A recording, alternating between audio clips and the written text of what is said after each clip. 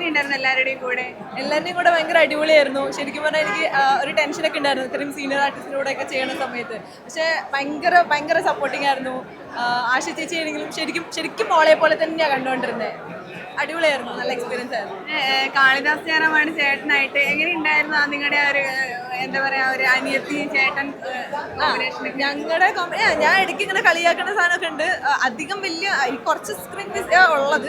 അടിപൊളിയായിരുന്നു, നല്ല എക്സ്പീരിയൻസ് ആയിരുന്നു. എല്ലാവരും അടിപൊളി സപ്പോർട്ടിംഗ് ഒക്കെ ആയിരുന്നു.